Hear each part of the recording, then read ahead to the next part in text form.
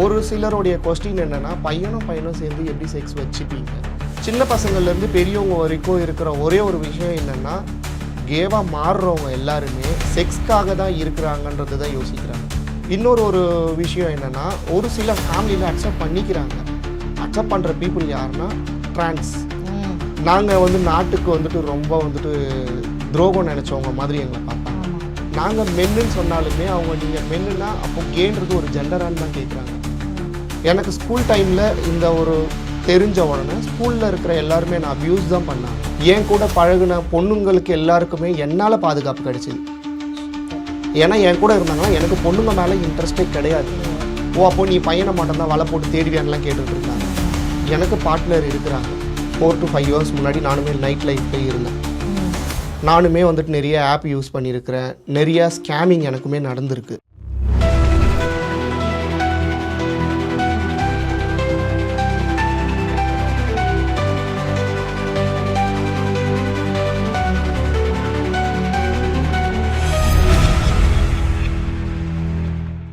இப்போது திருநங்கைகள் அப்படின்னு நம்ம சொல்கிறோம் இல்லையா, அவங்கள இப்போ நம்ம அன்றாட வாழ்க்கைகள் இப்போ நம்ம நிறைய இடத்துல பார்க்குறோம். அவங்க பெரிய பெரிய இடத்துல இருக்காங்க. இப்போது லைக் லாயர்ஸு, டாக்டர்ஸு, நிறைய விஷயம் ஐடிஸில் நிறைய இடத்துல இப்போ பரவலாக இருக்காங்க. அவங்க இப்போ கொஞ்சம் சகஜமாயிட்டு இருக்காங்க நம்மளோட. இப்போது உங்களோட இந்த கே அப்படிங்கிறது புதுசாக இருக்க மாதிரி இப்போது இருக்க சொசைட்டியில் புதுசாக இருக்க மாதிரியான ஒரு விஷயத்தை திரும்ப நீங்கள் உள்ளே நுழைக்கிறீங்க. நான் சொல்லுது ஒரு 20 இயர்ஸ்க்கு முன்னாடி டிரான்ஸ்ஜெண்டர்ஸை எப்படி ஐயோ அப்படின்னு பார்த்தாங்களோ மக்கள், அந்த மாதிரி இப்போ உங்களை பார்த்துருக்காங்களா? உங்களுக்கு அந்த மாதிரி தான் நடந்திருக்கா? பார்த்துருக்குறாங்க. எல்லாருடைய மைண்ட் தாட் ஒரே ஒரு விஷயம்தான், ஒரே ஒரு கொஸ்டின் தான் எங்ககிட்ட கேட்குறாங்க பார்க்குறவங்க எல்லாருமே. நீங்கள் பையன் மேலே தான் ஈர்ப்பு வருதுன்னு சொல்கிறீங்க, நீங்கள் என்ன பண்ணுவீங்க இதுக்கு மேலே உங்கள் லைஃப்பில் அப்படின்னு என்கிட்ட கேட்குறாங்க. ஒரு சிலருடைய கொஸ்டின் என்னென்னா, பையனும் சேர்ந்து எப்படி செக்ஸ் வச்சுப்பீங்க? ஓகே, இது என்னுடைய ஒரு பர்சனலான விஷயம். செக்ஷுவலுன்றது ஒரு பர்சனலான விஷயம். அவங்கக்கிட்ட நான் கேட்கலாமா? இதே கொஸ்டின் என்கிட்ட கேட்ட கொஸ்டின் நான் அவங்கக்கிட்ட கேட்டால் உடனே என்ன பண்ணுவாங்க? இவன் அசிங்கமாக பேசுகிறான்னுவாங்க. கரெக்ட். ஆனால் அவங்க எங்ககிட்ட கேட்டால் நாங்கள் அசிங்கமாக எடுத்துக்கக்கூடாது, பதில் சொல்லணும் அப்படின்றத எதிர்பார்ப்பாங்க. சின்ன பசங்கள்லேருந்து பெரியவங்க வரைக்கும் இருக்கிற ஒரே ஒரு விஷயம் என்னென்னா, கேவாக மாறுறவங்க எல்லாருமே செக்ஸ்க்காக தான் இருக்கிறாங்கன்றது தான் யோசிக்கிறாங்க. பட் நான் அதிலேருந்து மாறி நிறையா நல்லது தான் நான் பண்ணியிருக்கிறேன். என்னோடய கம்யூனிட்டிக்கு நான் போய் ஒரு எப்படி சொல்கிறதுனா, வாலண்டியராக நான் போய் ஒரு ஆர்கனைசேஷனில் வாலண்டியராக சேர்ந்து இப்போ அந்த ஆர்கனைசேஷனில் ஒன் ஆஃப் த ஸ்டாஃபாக இருக்கிறேன். Oh, okay. So health care provide கொடுத்துட்ருக்குறோம். ஓகே. அண்டு அவங்களுக்கு படிச்சிடுறாங்க, ஃபேமிலியில் படிக்க வச்சிடுறாங்க. அவங்க சொசைட்டியில் எவ்வளோ கஷ்டப்படுறாங்கன்னு எங்களுக்கு தான் தெரியும். வெளியில் வந்துட்டாங்கன்னா அவங்களுக்கு ஒர்க்கு கிடையாது. நிறைய ஐடி கம்பெனியில் இன்னமும் எங்கள் ஆர்கனைசேஷன் டைப்பில் இருக்காங்க. ஓகே.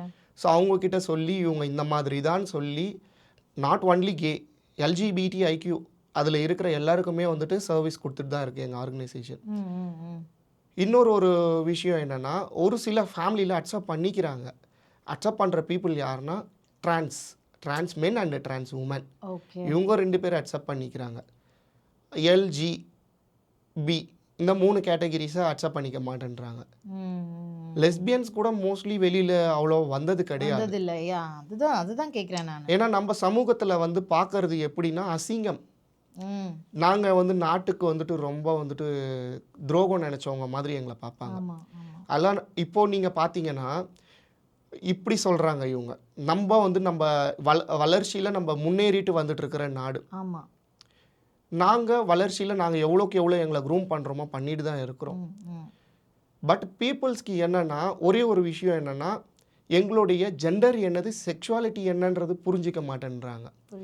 நாங்கள் மென்னுன்னு சொன்னாலுமே அவங்க நீங்கள் மென்னுன்னா அப்போ கேன்றது ஒரு ஜெண்டரான்னு தான் கேட்குறாங்க. அவங்களுக்கு அந்த டிஃப்ரென்ஷியேட் பண்ண தெரியல. இதோடைய புரிதல் அவங்களுக்கு வந்துருச்சுன்னா எங்களை அக்செப்ட் பண்ணுவாங்க. ஓகே. இப்போது நீங்கள் உங்களோட உடம்புலையோ இல்லை வாட் எவர் அந்த எண்ணத்தில் மாற்றம் வரும்போது நீங்கள் ஃபேமிலியில் சொல்லும்போது ஏதாவது ப்ராப்ளம் அந்த மாதிரி ஏதாவது? நான் ஃபேமிலிக்கிட்ட சொல்லவே இல்லை ஃபஸ்ட்டு. நான் ஃபேமிலிக்கிட்ட சொல்கிறதுக்கு. ஓகே. ஏன்னா ஃபேமிலியாலேயோ எனக்கு அப்யூஸ் ஆகிடுமோ அப்படின்ற மாதிரி யோசித்தேன். ஃபேமிலி என்ன எதனாச்சும் பண்ணிடுவாங்களோ பயம் எப்படின்னா, எனக்கு ஸ்கூல் டைமில் இந்த ஒரு தெரிஞ்ச உடனே ஸ்கூலில் இருக்கிற எல்லாருமே நான் அப்யூஸ் தான் பண்ணாங்க. நான் இப்படின்னு தெரிஞ்சு அப்யூஸ் தான் எனக்கு ஆச்சு. அதனாலேயே என்னோடய ஸ்டடீஸில் என்னால் கான்சன்ட்ரேஷன் ப்ராப்பராக பண்ண முடியல. ரெண்டாவது என்னென்னா, நான் ஸ்கூலை விட்டு ரிலீவ் ஆனதுக்கப்புறம் ஃபேமிலிக்கிட்ட நான் எப்படி சொல்கிறது எனக்கு புரியல. ஃபேமிலிக்கிட்ட நான் எப்படின்னு சொன்னேன்னா, என்னுடைய அப்பாவும் அம்மாவும் வந்துட்டு அன்எஜுகேட்டட்ஸ். அவங்களுக்கு என்ன புரிய போகுது? அவங்களுக்கு புரிதல் ஏற்படுத்தணுன்னா நான் இன்னும் கொஞ்சம் என்னை க்ரூம் பண்ணணும். நான் ஒரு பொசிஷனுக்கு வரணும். அதாவது நீங்கள் என்ன சொல்ல வரீங்கன்னா, நம்ம வந்து ஒரு நல்ல குட் பொசிஷனில் இருந்துட்டு நம்ம சொன்னால் எது வேணாலும் அவங்க அக்செப்ட் பண்ணிப்பாங்க அப்படிங்கிறது வந்து உங்களோட புரிதல். என்னுடைய தாட். Okay okay. என் சைடில் நான் பண்ணது அதுதான். ஓகே. இப்போ உங்களை அக்செப்ட் பண்ணிட்டாங்களா வீட்டில்? அப்பா இல்லை, அம்மா மட்டும்தான். அம்மா வந்து ஆல்வேஸ் அக்செப்ட். ஓகே. பட் நீங்கள் என்ன அப்படிங்கிறத அவங்க புரிஞ்சு அக்செப்ட் அவங்க பண்ணிட்டாங்க. புரிஞ்சு அக்செப்ட் பண்ணிக்கிட்டாங்க. சூப்பர். இப்போது நிறைய இப்போ ரீசன்ட் டேஸில் வந்து பார்த்தீங்கன்னா சைல்டு அப்யூஸ் நிறைய ஆகிட்டுருக்கு எல்லா ஊர்லேயும், நார்த்லேயே ஆகட்டும் இங்கே ஆகட்டும். சைல்டு அப்யூஸ் அப்படிங்கிறத விட எதனால் அந்த சைல்டு அப்யூஸ் ஆகுதுன்னா, இப்போ ரீசெண்டாக வந்து ஒரு ஹஸ்பண்ட் அவங்க வந்து ஒய்ஃபு வேறு ஹஸ்பண்டோட இருந்தது, அந்த மாதிரியான இஷ்யூனால ஒரு குழந்தையோட உயிர் சமீபத்தில் போயிடுச்சு இல்லையா? இதெல்லாம் பார்க்கும்போது உங்களுக்கு எந்த மாதிரி இந்த மாதிரி ஆளுங்களோட நாங்கள் எவ்வளோ மேலுடா அப்படி தான் நாங்கள் யோசிச்சிருக்கிறோம். ஏன்னா இன்றைக்கி வந்துட்டு எங்கள் கூட வந்துட்டு இப்போ நான் வந்து ஒரு மாடலிங் ஷோ வந்து அட்டென்ட் பண்ணேன். என் கூட பழகுன பொண்ணுங்களுக்கு எல்லாருக்குமே என்னால் பாதுகாப்பு கிடைச்சிது. ஏன்னா என் கூட இருந்தாங்கன்னா எனக்கு பொண்ணுங்க மேலே இன்ட்ரெஸ்டே கிடையாது. பிகாஸ் ஏன்னா அவங்க எல்லாருமே வந்துட்டு நான் சிஸ்டர், என்னை விட ஏஜ் ஜாஸ்தியாக இருந்தாங்கன்னா அக்கா, இல்லை தங்கச்சி, இல்லை ரொம்ப வயசானவங்களாக இருந்தால் அம்மா, அந்த மாதிரி தான் நான் பார்த்துட்ருக்குறேன். எனக்கு வந்து அந்த செக்ஷுவல் தாட்டுன்றது ஒரு பொண்ணு மேலே எனக்கு வந்தது கிடையாது. பசங்க மேலே தாட் இருந்தது மீன்ஸ் நான் கேன்றதுக்கு ஒரு சிலர் சொல்லலாம். ஏன்னா கமெண்ட்ஸில் வந்திருக்குது இது எனக்கு. ஓ அப்போ நீ பையனை மட்டும்தான் வலை போட்டு தேடுவியான்லாம் கேட்டுட்டு இருந்தாங்க. எனக்கு பார்ட்னர் இருக்கிறாங்க. எப்படி சொல்கிறது, ஒரு நார்மல் வந்து நார்மல் ஜெண்டரில் வந்து மென்னோ உமனோ வந்துட்டு கல்யாணம் பண்ணிக்கிறாங்க. அந்த மாதிரி எனக்கு ஒரு லவ் பார்ட்னர் இருக்கிறாங்க. அவங்களுக்கோசரம் நான் இன்னமும் நான் என்னுடைய ஒர்க்கை நான் பார்த்துட்டு இருந்தாலுமே அவங்களுக்காக நான் இன்னமுமே இருக்கிறேன். ஸோ அதனால நாங்களுமே பார்ட்னரோடு தான் இருக்கிறோம். எல்லாரும் நினச்சிக்கிற மாதிரி வந்துட்டு இல்லை இப்படி சுற்றுறோம் அப்படி சுற்றுறோம்லாம் கிடையாது. இல்லை இப்போ நீங்கள் இப்படி சொன்னோன்னே நிறைய பேர் வந்து இந்த நைட் லைஃப் அப்படிங்கிற ஒரு விஷயம் இருக்குல்ல, அதில் வந்து ரொம்ப தவறாக வந்து முக்கியமாக இந்த சமூகத்தினரை தான் வந்து சொல்கிறாங்க, இவங்களால தான் வந்து கெட்டு போயிடுச்சு, அந்த ஊரே கெட்டு போயிடுச்சு, அந்த தெருவில் போனால் இவங்க இது பண்ணுறாங்க. அதெல்லாம் கேட்கும்போது உங்களுக்கு கோவம் வராதா? என்ன எங்களே சொல்கிறீங்க, நீங்களாம் யோகியமா அப்படிங்கிற ஒரு ஆக்ரோஷம், அந்த கோவம் வந்திருக்கா? நைட் லைஃப் எனக்குமே இருந்துச்சு ஒரு டைமில், இப்போ கிடையாது. நைட் லைஃப் இருந்த டைம் எல்லாமே வந்து ஒரு 4 to 5 years முன்னாடி நானுமே நைட் லைஃப்லேயே இருந்தேன். நானுமே வந்துட்டு நிறைய ஆப் யூஸ் பண்ணியிருக்கிறேன். நிறைய ஸ்கேமிங் எனக்குமே நடந்திருக்கு. ஓ இதில் ஸ்கேமிங்? இதுலேயே ஸ்கேமிங்லாம் இருக்குது. ஓகே. நான் நைட் லைஃப்க்கு போகிறதுக்கான காரணம் யார்? நான் கிடையாது. என் அன்றைக்கே வந்துட்டு என் ஸ்கூலில் எனக்கு அப்யூஸ் இல்லாமல் நான் ஒழுங்காக என் ஸ்டடியில் கான்சன்ட்ரேஷன் பண்ணியிருந்தேன்னா நான் என் நைட் லைஃப்க்கு வரேன். என்னை அக்செப்ட் பண்ணிக்கிட்டு ஒரு கம்பெனியில் இப்போ ஒர்க் கொடுக்குறாங்க. இது அந்த காலகட்டத்தில் எனக்கு ஒர்க்குன்னு ஒன்று கிடச்சிருந்ததுன்னா அதுக்கு நான் போயிருப்பேன். நைட் லைஃப் என்னுடைய தேவைகளுக்காக தான் நான் போயிருக்கிறேன். அத்தியாவசிய தேவை எனக்குன்னு இருக்கும். நான் வந்து ரெண்டல் ஹவுஸில் இருக்கேன். நான் வீட்டுக்கு வாடகை பார்க்கணும், என் அம்மாவுக்கு மெடிக்கலுக்கு பார்க்கணும், எனக்கு ட்ராவலோ இல்லை என்னுடைய ஃபுட்டுக்கோ என்னுடைய அம்மா ஃபுட்டுக்கோ, அதுக்காக தான் நான் நைட் லைஃப்பை சூஸ் பண்ணேன். அப்படி பார்க்க போனால் பொண்ணுங்க கூட தான் நைட் லைஃப்பில் இருக்கிறாங்க. ஸ்ட்ரெயிட் மென்ஸ் கூட தான் நைட் லைஃப்பில் இருக்கிறாங்க. அவங்க செஞ்சாங்கன்னா அது தப்புன்றதா வெளியில் வராது. நாங்கள் வந்து ஒரு எப்படி சொல்கிறதுனா, ஒரு சமுதாயத்தில் வந்து ரொம்ப குறுகின பாப்புலேஷன் உள்ள ஒரு கம்யூனிட்டி இந்த LGBTIQA+. ஸோ நாங்கள் ஒன்றும் கிடையாது. ஒரு 10 பேர் இருக்கிற இடத்துல நாங்கள் ஒரு ஆள் போய் நின்றுட்டு லைட்டாக ஒரு தும்பல் தும்பணுன்னு வச்சுக்கோங்களேன், மொத்தமாக திரும்பி பார்க்குற மாதிரி தான். அவங்க ஜாஸ்தியாக இருப்பாங்க, நாங்கள் கம்மியாக இருப்போம். நாங்கள் பண்ணோன்னா அவங்களுக்கு வந்து பெருசாக தெரியும். அவங்க பண்ணுறது வந்துட்டு அவங்க எதுவுமே கண்டுக்க மாட்டாங்க. கரெக்டு. இப்போது இந்த மாதிரியான சமூகம் இருக்குது, இதில் வந்து நம்ம தொடர்ந்து நம்ம வாழ முடியும், நம்ம இப்படியான ஒரு லைஃபே நம்ம லீட் பண்ணிட்டு போக முடியுன்ற தைரியம் உங்களுக்கு எங்கே ஸ்டார்ட் ஆச்சு? எனக்கு ஸ்டார்ட் ஆனது வந்து பார்த்திங்கன்னா என்னுடைய ஃபேமிலிக்கிட்ட இருந்தே தான். எங்கள் அம்மா வந்துட்டு எனக்கு ஒரே ஒரு வார்த்தை தான் சொன்னாங்க. ஸோ ஆஃப்டர் எங்கள் அப்பா டெத்துக்கு அப்புறம் நாங்கள் ஊருக்கு போகிறோம். எங்கள் ஊருக்கு போனப்போ எனக்கு சப்போர்ட்டிவ்க்கு யாருமே கிடையாது. அப்பாவோடைய ரிலேஷன் எல்லாருமே ஊரில் தான் இருக்கிறாங்க. நானும் அம்மா மட்டும்தான். அம்மாவும் நானும் போகிறோம் ஊருக்கு. இங்கே ஏன் வந்த, வெளியே போ அப்படின்னு சொன்னாங்க. ஓ அவங்களுக்கு விஷயம் தெரிஞ்சிருச்சு. விஷயம் தெரிஞ்சு இல்லை, ஜென்ரலாகவே நாங்கள் நார்மலாவே. ஓ எதனால? அவங்களுக்கு நாங்கள் வந்தோன்னா அவங்க some family issues. some family okay issues. Okay. ம் ம் ம். அவங்களுக்கு ஏதாச்சும் எங்களால் ப்ராப்ளம் வரும், இல்லை அவங்க ஏதோ யோசிச்சு அவங்க வெளியில் போங்கன்னு சொல்லிட்டாங்க. அன்னைக்கு நாங்கள் வெளியில் வந்தப்போ எனக்கு ஃபேமிலின்ற ஒரு சப்போர்ட்டிவ்ல இருந்து ரொம்பவே நான் ஒதுங்கி வந்த மாதிரி ஃபீல் ஆச்சு. அப்போ எங்கள் அம்மா ஒரே வார்த்தை சொன்னது, உன் வாழ்க்கையை நீ எப்படி வாழணும்னு நினைக்கிறியோ அந்த மாதிரி வாழு, இவங்கெல்லாம் ஒரு ஆளே கிடையாது, குடும்பம் முக்கியம், நம்ம எல்லாரையும் நம்பணும், இவங்க இனிமேட்டு உனக்கு வந்துட்டு எதுவுமே வந்து நிற்க மாட்டாங்க, உன் வாழ்க்கை நீ எப்படி வாழ்றியோ வாழுன்னு சொல்லும்போது எனக்கு நான் இப்படி தான் இருக்கிறதுக்கு பிடிச்சிருக்குதுன்னு நான் சொன்னேன். இதில் நிறையா எங்கள் அம்மாவுக்கும் ஒரு சில விஷயங்கள் வந்து நியூஸ்லலாம் நிறையா பார்த்துருக்குறாங்க.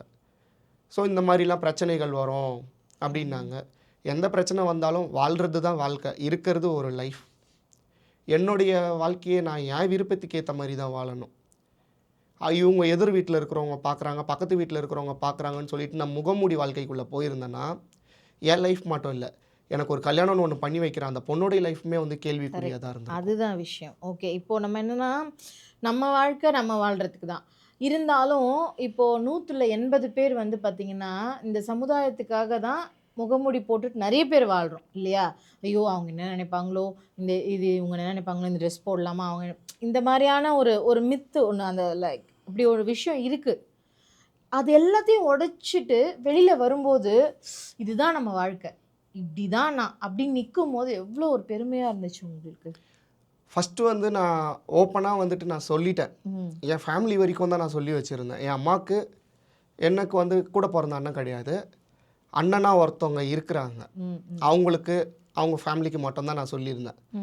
நான் இப்படி தான் சொல்லும்போது இவங்க 2 பேர் ஃபஸ்ட்டு அக்செப்ட் பண்ணிக்கிட்டாங்கன்னா நம்ம ஓப்பனாக வெளியில் வரலான்னு வந்துடலான்னு இருந்தேன். அப்போது என்னுடைய அந்த அண்ணன் ஒரே ஒரு வார்த்தை என்கிட்ட சொன்னது, உனக்கு வந்து ஒரு கோல் வச்சு நீ அச்சீவ்மெண்ட் பண்ணு, அச்சீவ்மெண்ட் உனக்கு நீ நிறைய அச்சீவ்மெண்ட் பண்ணிட்டனா நீ அப்போ வெளியில் வந்து சொல்லு அப்படின்னு. அப்போ நீங்கள் வெளியில் வந்து சொல்லுங்க. ஓகே அப்போது நான் எனக்குள்ளே வச்சுக்கிட்டது தான் ஒரு சில அச்சீவ்மெண்ட்ஸ். ஸோ அதிலிருந்து நான் வந்து நிறைய ஒரு விஷயங்கள் பண்ணிகிட்டு இருந்தேன். அதில் எனக்கு ரொம்ப கை கொடுத்த ஒரு விஷயம் என்னென்னா இந்த ஒரு மாடலிங் லைஃப் எனக்கு 2022 இருந்து பண்ணிகிட்டு இருந்தேன். ஓகே ஸோ 22 இருந்து இப்போ டில் இந்த போன மந்த் கூட நான் ஒரு ஷோ பண்ணியிருந்தேன், லாஸ்ட் மந்த் கூட. ஸோ அந்த ஷோஸ் எல்லாமே எனக்கு வந்து ஒரு பாசிட்டிவாகவே இருந்துச்சு. ஓகே அண்ட் வந்து ஃப்ரெண்ட்ஸ் சர்க்குலேஷனும் வந்துட்டு ஓகே இவன் நல்லா பண்ணிட்டு இருக்கிறான்னு சொல்லும்போது நான் ஓப்பனப்பாக நான் வந்து சொல்லிட்டேன் எல்லார்கிட்டேயுமே. ஸோ போன இயர் ரேலியில் தான் வந்துட்டு நான் இப்படி தான்றதை வந்துட்டு வெளிப்படையாக பேசின உடனே ஃப்ரெண்ட்ஸ் சர்க்குலேஷன் கம்மியானாங்க, பட் என் ஃபேமிலி இன்னமும் அப்படி தான் இருக்குது. ஓகே அதாவது நெகட்டிவ் அந்த ஒத்துக்காத அந்த சைடெல்லாம் போயிட்டு உங்களுக்கு அந்த பாசிட்டிவ் சைடு கம்மியாக இருந்தாலும் இந்த பாசிட்டிவ் ஃபேமிலி அந்த ஒரு குறுகின சர்க்கிள் உங்களுக்கு ட்ரூவான சர்க்கிள் எனக்கு இருக்குது. அது எனக்கு ரொம்ப பெருமை தான். ஏன்னா நான் விழுந்தாலும் எனக்கு கை கொடுக்கறதுக்கு அவங்க இருப்பாங்கன்ற ஒரு நம்பிக்கை எனக்கு அப்போ கிடைச்சிருச்சு. ஓகே இப்போ நீங்கள் ஸ்கேம் பற்றி ஏதோ சொன்னீங்களே, இதில் என்ன ஸ்கேம் இருக்குது? ஆக்சுவலி எங்களுக்குன்னு நிறைய டேட்டிங் ஆப்ஸ் இருக்குது. ஓகே ஸோ அந்த டேட்டிங் ஆப்ஸை யூஸ் பண்ணி போயிட்டு மாட்டிக்கிறது.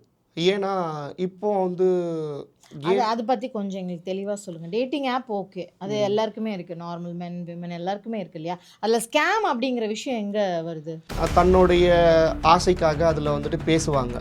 ஓகே பேசி ஓகே மீட் பண்ணலான்னு போகும்போது ஒரு 5-6 ரவுடி பசங்க அந்த மாதிரி பர்சன்ஸாக அவங்க தேடி எடுப்பாங்க. ஓகே இவங்க வாடா இவன் அடி வாங்குற முகமாக இருக்கிறான் புர்றா அப்படின்ட்டுருவாங்க. திருநங்கை கூட நீ ஏன்ப்பா வந்திருக்கிறேன்னு என்ன கேட்பாங்க. நான் கேன்னு சொன்னேன்னா கேனா என்னது புரிதல் இருக்காது. சென்னை பீப்புள்ஸை பொறுத்த வரைக்கும் ஈஸியாக அக்செப்ட் பண்ணிப்பாங்க. இப்படி தானா சீப்போ அவ்வளோதான் அப்படின்னு விட்டுட்டு போயிடுவாங்க. கிராமப்புறங்கள்னும் போது பெரிய கஷ்டம், அது ரொம்ப பெரிய கஷ்டம். சுயநலவாதிகள் இருக்கிற உலகம் பார்த்து தான் நடக்கணும். நாங்கள் போயிட்டு ஒரு டாக்டர்கிட்ட சர்டிஃபிகேட், அப்போ இவங்க என்ன மனதளவில் பாதிக்கப்பட்டிருக்கிறாங்களா, ஒரு டாக்டர்கிட்ட போய் கன்சல்ட் பண்ணி ஒரு சர்டிஃபிகேட் காட்டி அதுவும் அவங்க வந்துட்டு அந்தரங்க உறுப்புகளை பார்த்து ஒரு சைன் பண்ணி இவங்க திருநங்கை தான் சொல்கிறதுக்கு அந்த டாக்டர் சொல்கிறாருன்னா அதை ஏற்றுக்கிற கவர்மெண்ட் ஒரு திருநங்கையை தன்னை திருநங்கை